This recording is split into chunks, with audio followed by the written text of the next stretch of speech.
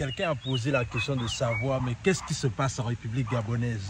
En vérité, ce dernier n'avait pas tort. Vu tout ce qui est en train de se passer actuellement, on en parle. Non, faut pas aller jusque-là, tout de même.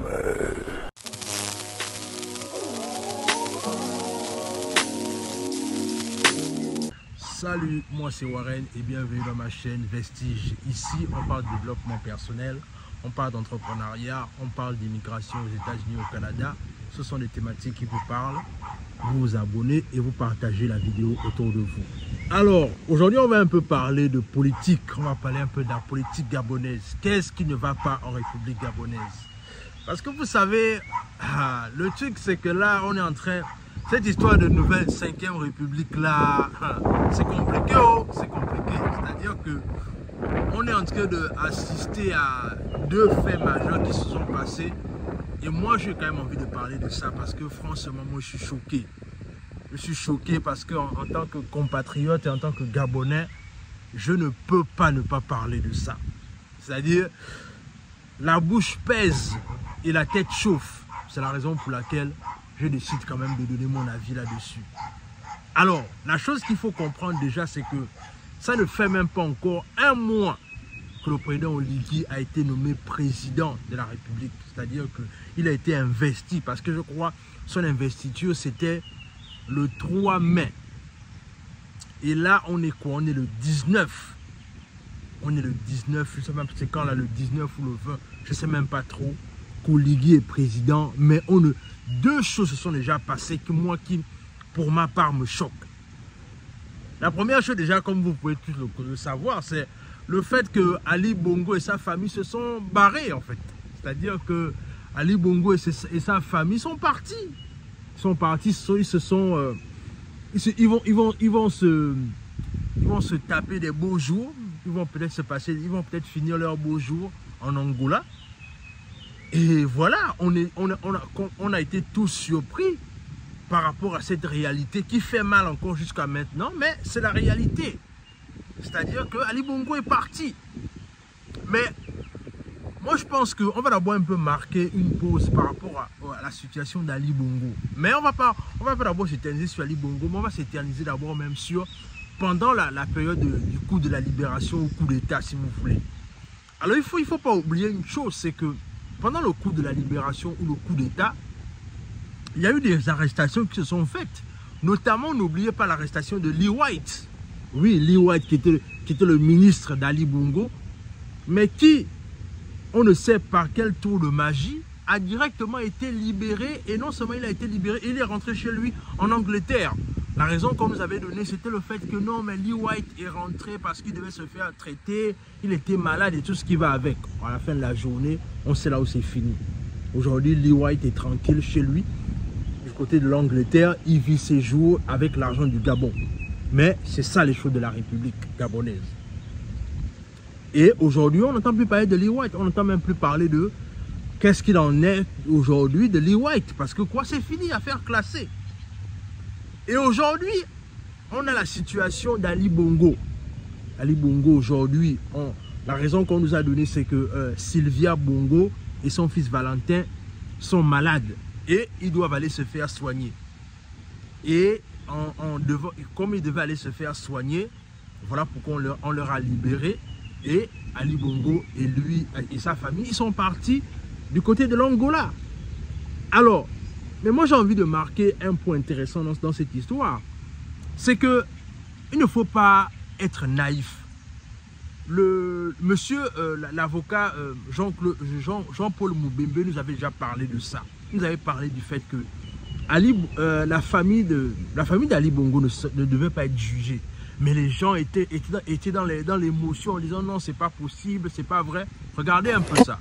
Quelles que soient les fautes commises, quelles que soient les fautes commises par l'épouse d'un chef d'État, quelles que soient les fautes commises par le fils d'un chef d'État, on ne doit pas les arrêter, les mettre en prison. Je parle et prenez note. S'il y a un procès, si la femme d'Ali passe à la barre, si le fils d'Ali passe à la barre, tout le monde va dégringoler. Comment ça? Vous pensez qu'il n'y aura pas de procès? Je pense qu'il n'y aura pas de procès. Et comment ça va se passer à la suite? Ils seront libérés. D'ici combien de temps à peu près? Mais vous savez, quand il s'agit d'un crime... Qu'est-ce que vous entendez par tout le monde va Donc dire? ils ont commis un crime ou des crimes? Quand il s'agit de détournement, ce sont des crimes. Ce sont des crimes. Ce sont des crimes. Mais ils ne l'ont pas commis. Hein. On les accuse. Mais vous êtes sous serment, est-ce que vous avez le droit de nous dire ce que vous nous dites là? Oui. Ah d'accord. Je profite pour... Non, je pensais que... Je profite pour défendre mes clients aussi. Hein. Là, on voit clairement l'avocat, M. Moubembe, qui dit clairement que Sylvia Bongo et son fils ne devaient pas être jugés. Mais les gens étaient en train de penser que non, c'était une blague. Non, c'est pas possible. Mais en vérité, c'est pas faux ce qu'il disait. C'est-à-dire que si on regarde bien les choses dans leur concept, est-ce qu'il avait tort de dire ça?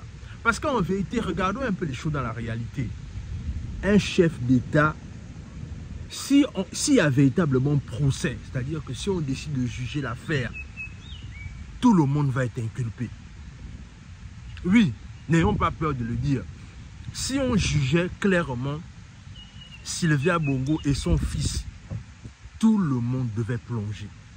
Et quand je parle de tout le monde qui devait plonger, je parle même des gens qui sont au pouvoir actuellement.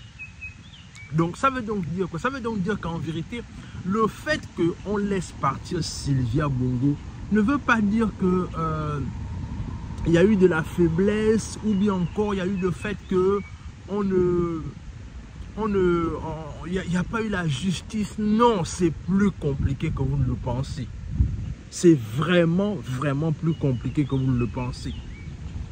Aujourd'hui, si on décide de véritablement, comme on dit, c'est-à-dire faire sortir les casseroles de tout un chacun, aucune personne n'est digne dans cette histoire. Aucune personne n'est digne. Aucune personne n'est digne. Tout le monde traîne des casseroles. Parce que n'oubliez pas une chose, c'est qu'aujourd'hui, ceux qui nous ont fait le coup de la libération, n'oubliez pas que ce sont des personnes qui ont servi la République avant, c'est-à-dire qui ont servi Ali Bongo, qui ont servi Bongo père. Ça veut donc dire qu'aujourd'hui, si on disait qu'on voulait avoir un procès équitable, dans le sens là où on veut que tout le monde passe à la barre, mais est-ce qu'on est sûr de pouvoir accepter les vérités qui vont être données? Est-ce qu'on est sûr de pouvoir admettre toutes les vérités qui vont être dites? Ne soyons pas naïfs, les amis. Ne soyons pas naïfs. La politique est un secteur de requins.